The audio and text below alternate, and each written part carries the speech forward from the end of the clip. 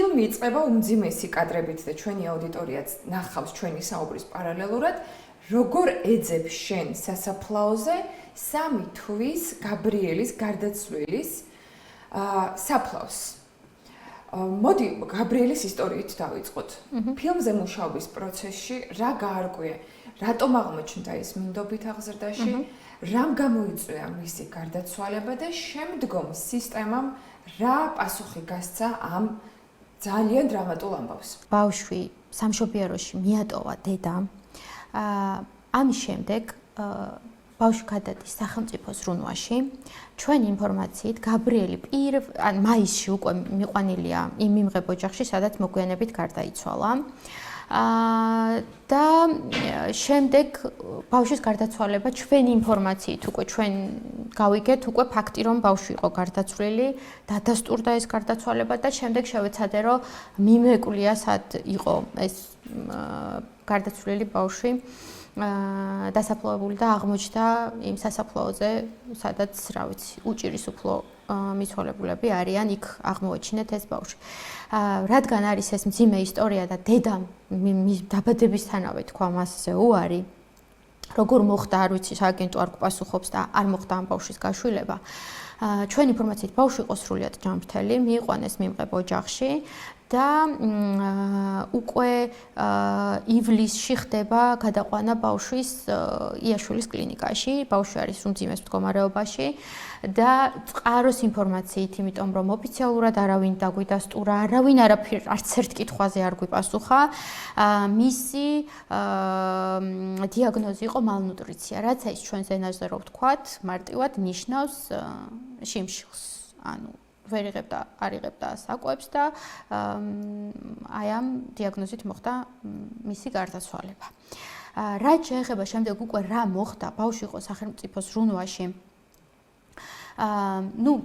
აღზრდელმა მინდობით აღზრდელმა რა თქმა უნდა არ გვიპასუხა და რომ რეკავიქ ვიღაცაც კარნახობს რომ არაფერზე არ უპასუხოვო.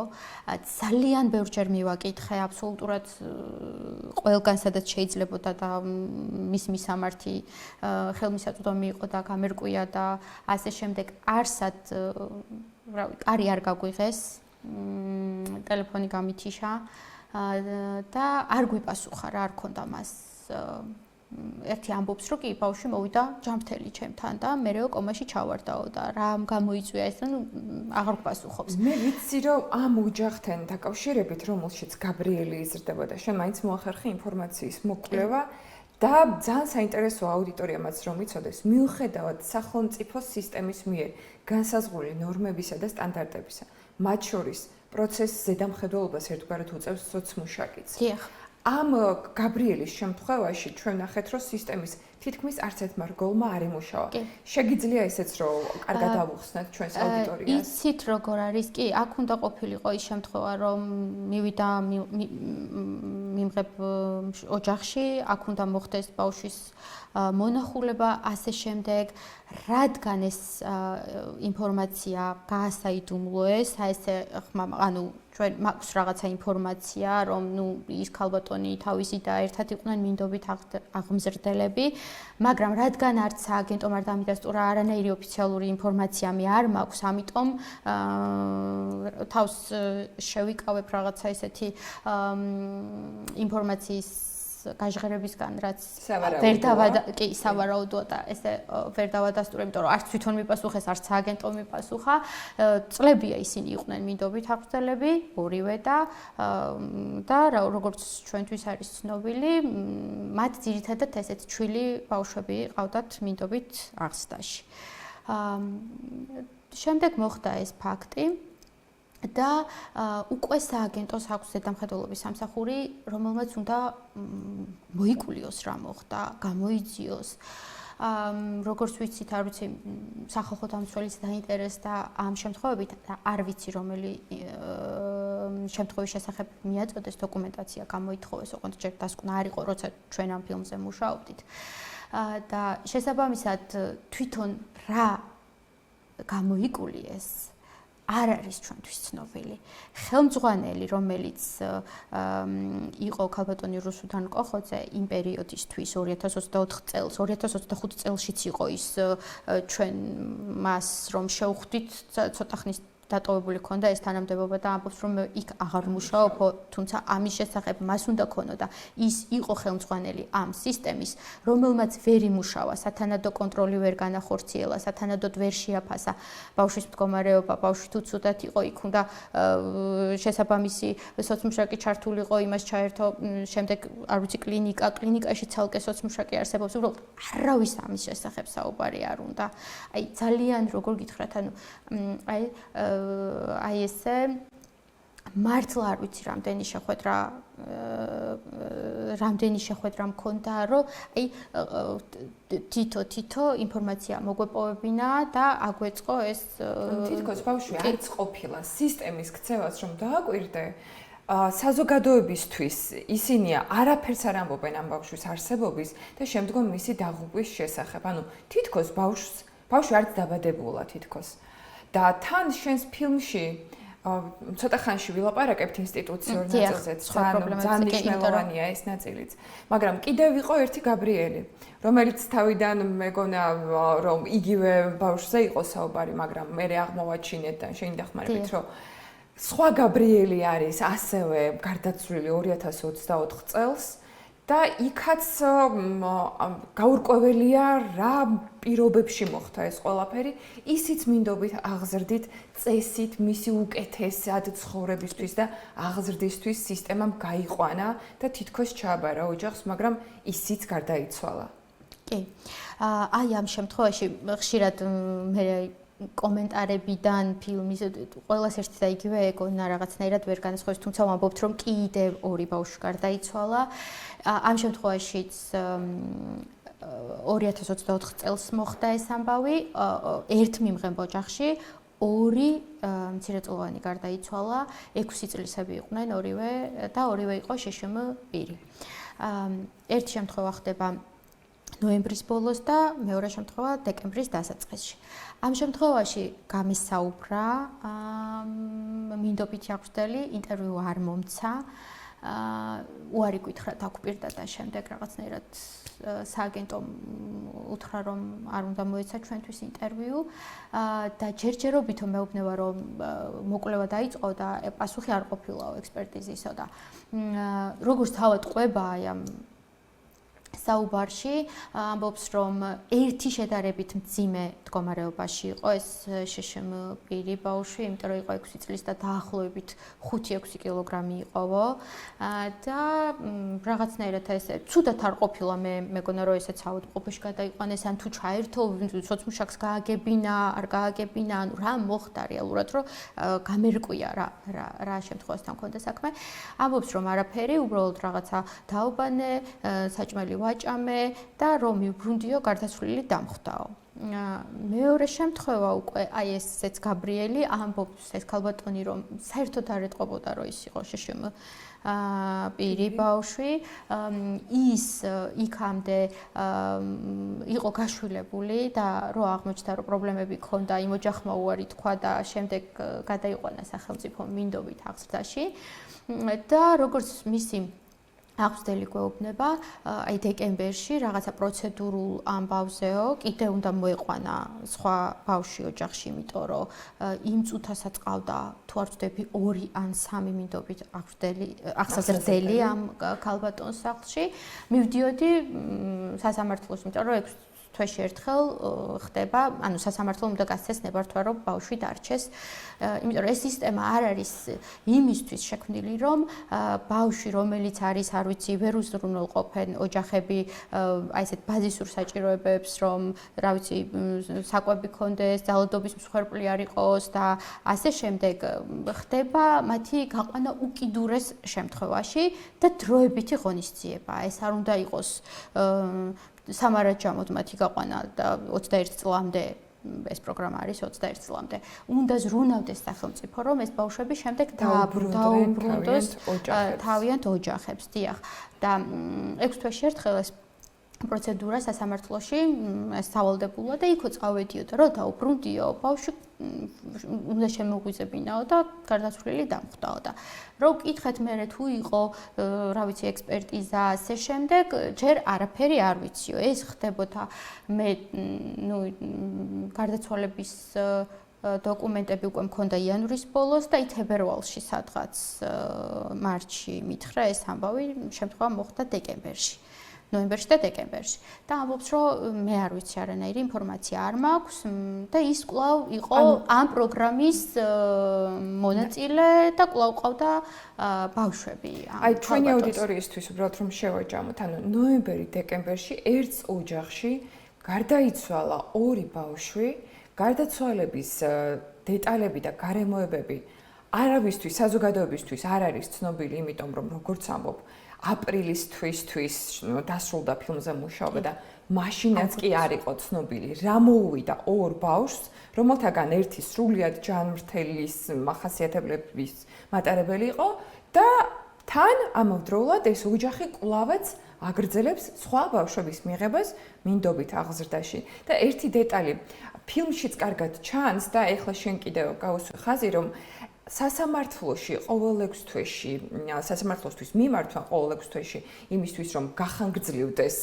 მიმღები მშობლის სტატუსი, ერთგვარ ფორმალურ ხასიათს იძენს და კრიტიკული გადაფასების ან თავიდან ძირფესვიანი შესწავლის ხასიათი შესაძლოა არ ქონდეს. ყოველ შემთხვევაში მე ეგეთი განცდა დამრჩა. ან თუ კი ჩვენ დავინახეთ, რომ ნოემბერში გარდაცვლილი ბავშვის შემდგომ ის დეკემბერში მიდის სასამართლოში იმისთვის, რომ გაიახლოს სტატუსი, სასამართლო მას პრინციპში არ ეუბნება უარს, მიუხედავად იმისა, რომ ნოემბერში მის ოჯახში უკვე არის ერთი გარდაცვალების ფაქტი დაფიქსირებული. ასეა? კი, და თავად ამბობს, რომ მოიყვანა კიდევ მინდობით აღზრდაში სხვა ბავშვი. და იმ მომენტში რამდენიმე ყავდა კიდევ ან 2 ან 3 იმიტომ ერთი უკვე სრულწლოვანიო და ჩემთან დავტოვეო და ესე რადგან რა ვიცი ესე არ გპასუხობენ ესეთ ადასტურებული ინფორმაცია არ მაქვს რამდენი ყავდა მაგრამ 2 მინიმუმ მას კიდევ ყავდა და არ იყო შესწავლა დასრულებული ჩვენი ინფორმაციით იმიტომ რომ თავად სააგენტომ ჯანდაცვის სამინისტრომ რა გააკეთეს, რა გამოიკლიეს, მონიტორინგის სამსახურმა რა დასკვნა დადო, მართლა ესეთი ბუნებრივი შემთხვევა იყო და გარდაუვალი იყო ეს თუ რაიმე მოხდა, ზრუნვის ნაკლებობა იყო, ძალიან ბევრი კითხვა არის და ამ კითხვებზე პასუხი გაცემული არ არის. ყოველ შემთხვევაში ჩვენთვის ცნობილი არ არის რა პასუხი გასცეს და იმ პერიოდისთვის მენეჯმენტმა აგერ თანამდებობები დატოვა და გადავიდნენ სხვა პოზიციებზე, ანუ ზრუნვის სააგენტოს დირექტორი, მოადგილეები და რამდენიმე თანამშრომელი ჩვენი ინფორმაციით. აი ხა ჩვენი საუბრის ერთ-ერთი მაპროვოცირებელი გახდა ისიც, რომ ქუთაისში რამდენიმე დღის წინ კიდევ ერთი ტრაგიკული შემთხვევა მოხდა, როდესაც მინდობით აღზრდაში მიცემული ბავშვი არასრულწლოვანი წინასწარი შეფასებით და რატომღაც შინაგან საქმეთა სამინისტრო ჟურნალისტებს პირდაპირ ეუბნება, რომ ეს იყო სუიციდი, თუმცა მის უკანო რა მიიყვანა მინდობით აღზრდაში მყოფი არასრულწლოვანი ბავშვი სუიციდამდე, ალბათ ძალიან ბევრი რამე არის მოსაკლევი. ვხედავთ, რომ სისტემას არ იყო სამი გარდაცვალება ძალიან მკაცრად და უხეშად რომ ვთქვათ, იმისთვის რომ გადაეხედა რას აკეთებს არასწორად და როგორ უნდა მოიქცეს ისე გაჯანსაღდეს, რომ მსგავსი რაღაცები, მსგავსი დრამატული და მძიმე შემთხვევები აღარ გაგრძელდეს, რომ დავავიწროთ ინსტიტუციურ პასუხისმგებლობებამდე ჩვენი აუდიტორიისთვის. ერთი ძალიან გვაინტერესებს, მე პირადადაც, ფსიქოლოგები რამდენად მუშაობენ იმ ბავშვებთან, რომლებიც მინდობით აღზრდაში არიან გაყვანილი, სოციმუშაკებს რა როლი ენიჭებათ, იმიტომ რომ ფილმშიც ჩანს, რომ სოციმუშაკი არის ერთ-ერთი მნიშვნელოვანი რგოლი, რომელმაც უნდა გადაამოწმოს ინფორმაცია შეაგროვოს და შემდგომი რეაგირებისთვის უკვე ზემდგომ საფეხურზე მიიტანოს ეს ინფორმაცია.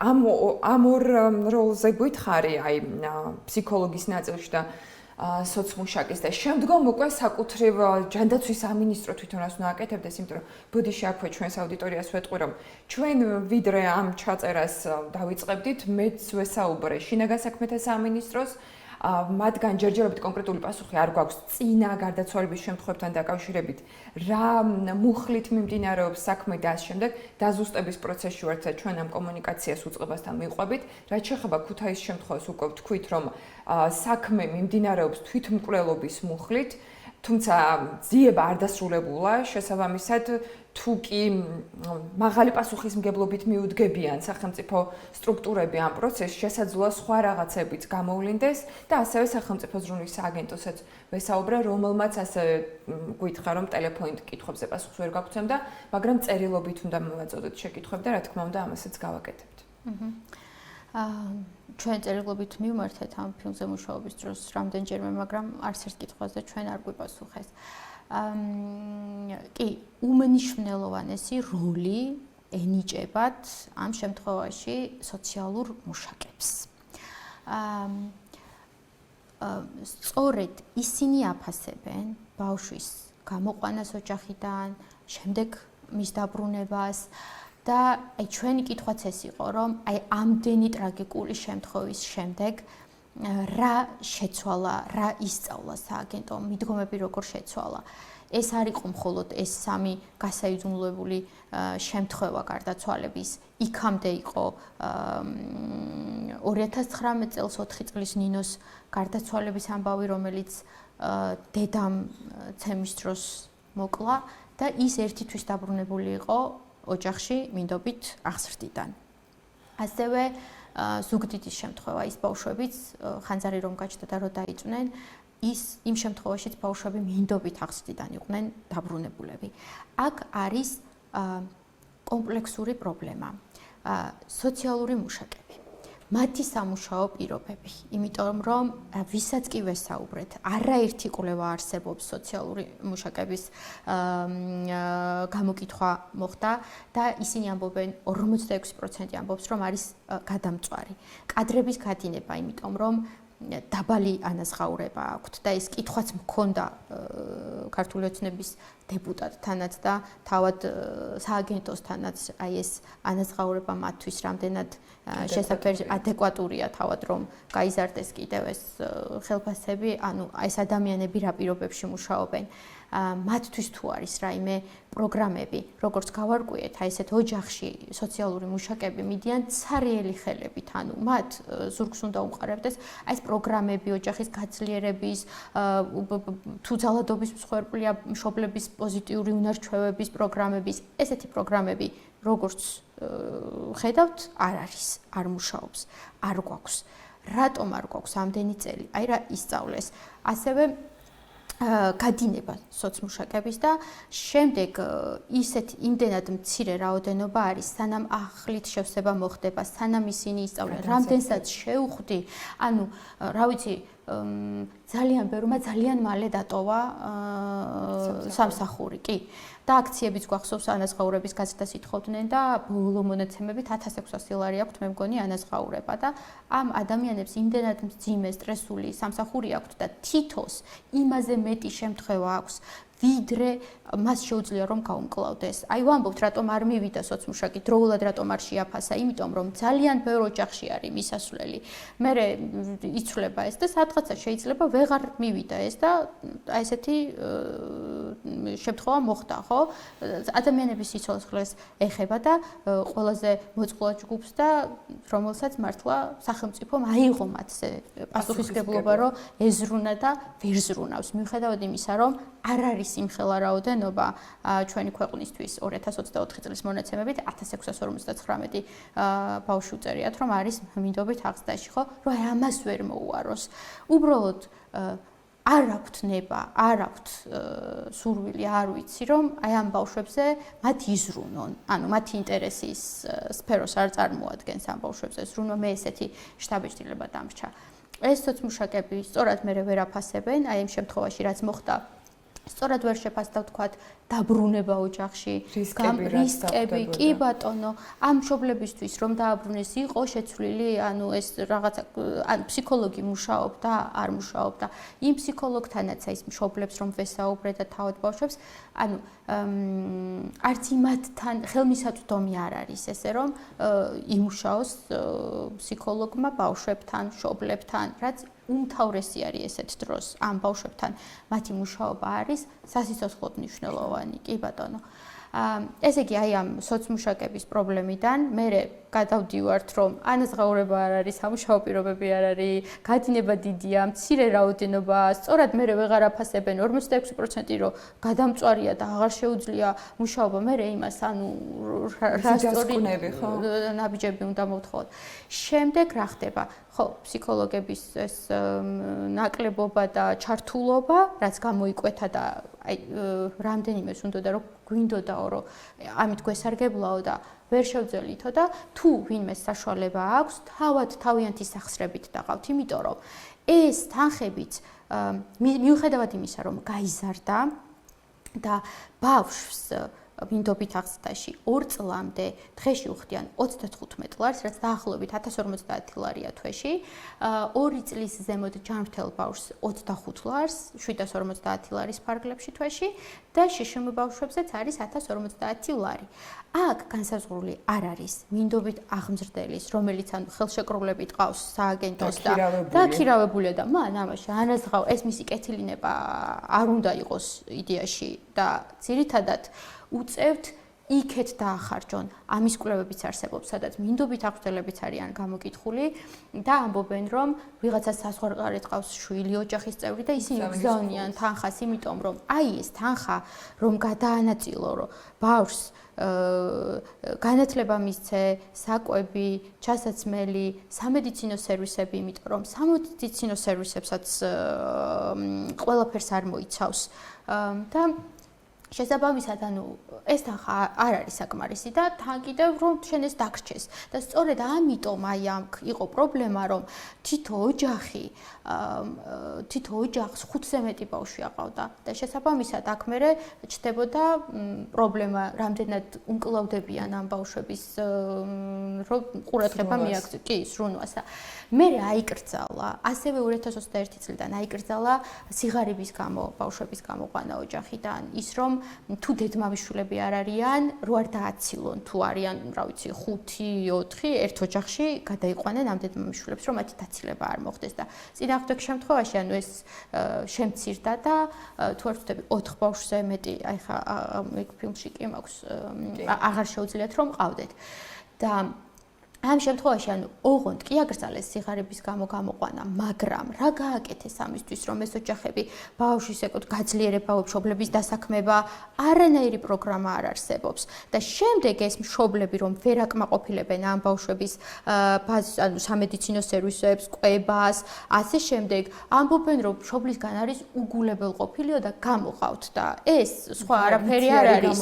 თუ არა ისევ სიღარიბე, უბრალოდ აღარ წერია რომ ეს არის სიღარიბე და როგორც გავარკვიეთ, ანუ ეს მიზეზით უგულებელყოფის მიზეზით ძალიან ბევრი ბავშვი არის გამოყვანილი ოჯახებიდან რა და ანუ აი ეს პროგრამები არ არსებობს.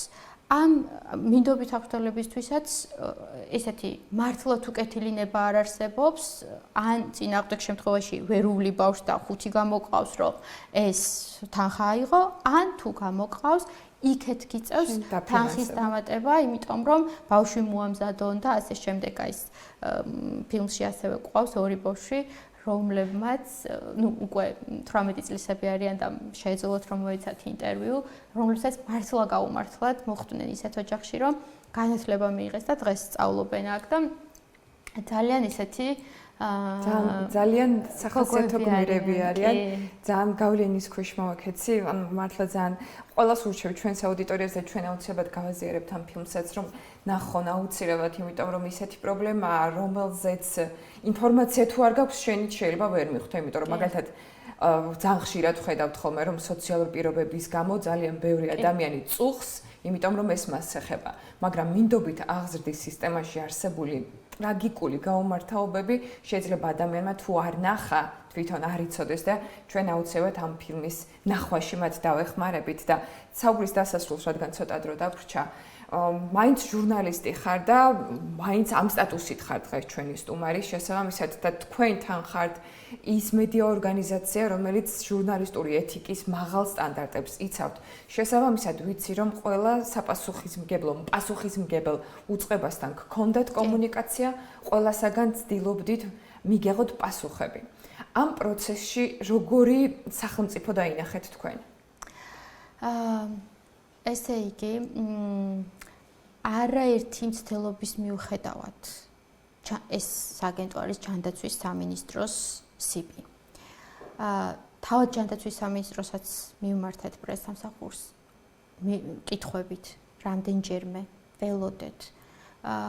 ქონდა კომუნიკაცია, დაგვირდნენ, მაგრამ არ გვიპასუხეს. აი ბოლო დროს სრულად, აი როგორ გითხრათ, ჩაკეტილიც აღარ ქვია ამ ინფორმაციას. ნუ რაღა უნდა ვილაპარაკოთ, ჩვენ თვითონ გვიკრძალავენ მალე და გვიკრძალავენ საქმიანობის უფლებას, იმიტომ რომ ვეღარ შევძლებთ მალე 31 მაისიდან ეს კანონი რომ ამოქმედდება სავარაუდოდ ფუნქციონირებას და მუშაობის გაგრძელებას, რომ ადამიანებამდე მივიტანოთ აი ეს ინფორმაცია, რომ რაღაცა შეიცვალოს უკეთესობისკენ, რომ ეს ბავშვები აღარ გარდაიცვალონ მინდობით აღზრდაში.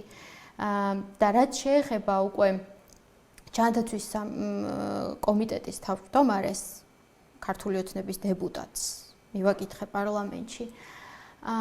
ეცით როგორი დამოკიდებულება არის, პარლამენტშიც ხო შეგვეზღუდა ეს გადაადგილება, ნებართვას რომ მithხოვრო და შეხვიდე, უკვე ორი ადამიანი დაყვება, ვისთან მიდიხარ ჯერ რომ არიციან ვისთან მივდივარ, მაგრამ რადგან ჯანდაცვის კომიტეტის ხდომა იყო, ბოლო დარჩა ხელმძღვანელი ოთახში და რომ გამოვიდა და ვკითხე რომ ამ თემაზე მუშაობ და მინდა რომ გკითხოთ რამდენიმე კითხვა და შეიყვანეს უკან ეს ადამიანი ამ ოთახში და ეხლა სულ ხომ იქ არ დატოვებდნენ ველოდები გარეთ. მე ნუ მითხრას რომ სადღაცა უნდა დადგეს და იქ შემიძლია რომ კითხვა დავსვა და ეს ზუსტად ის განხილვები არის ეს ნარკოპოლიტიკის ცვლილებებთან დაკავშირებით და ყველას დავაცადე და რო დაასრულეს ამ ნარკოპოლიტიკაზე ვეუბნები რომ ბატონო ზაზა ლომინაძე არის კომიტეტის თავმჯდომარე და მე მხოლოდ ნარკოპოლიტიკის შესახებო გიპასუხებთო და მეთქი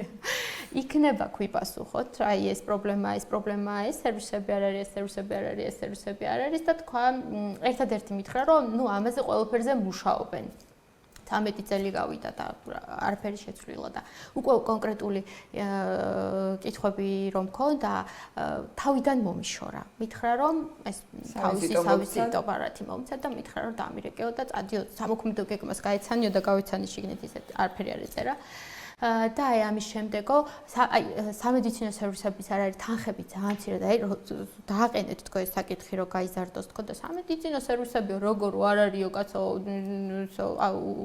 ჩაოლებრივათო ყველა იღებსო ამ სერვისო და გულისხმობდა ის სოციალურად დაუცველებს და ამ სოციალურად დაუცველ ოჯახებს არ აქვთ უფლება რომ ეს ბავშვები აიყვანონ. ანუ შენ თუ სოციალურად დაუცველი ხარ, მინდობის აღზრდაში ბავშვს ვერ მიიღებ რა და იმ შემთხვევებში ეს სტომატოლოგია და ასე შემდეგ საერთოდ არ ფინანსდება და იმ კვლევებში ანუ ბავშვებს ერთი კბილი არ ქონდათო წერია, იმიტომ რომ ინტერვიუს მოცემა ძალიან უჭირთ და შესაბამისად ვინც მოვიძიეთ, მოგცა ინტერვიუ ღიად, დანარჩენი აი ეს კვლევები, რომელიც ჩატარდა და იდენტიფიცირება არ ხდება ამ ბავშვების იქ საუბრობენ გულწრფელად, როგორ რაღაცა საკვები ეკლდათ, ზოგს რა ვიცი, ჩასაცმელი სწავლა, განათლება და ასე შემდეგ, ანუ უმძიმესი მდგომარეობა არის და შემდეგ რა თქმა უნდა, არაფერზე აღარ გვიპასუხა, მიუხედავად ჩემი არაერთი მცდელობისა.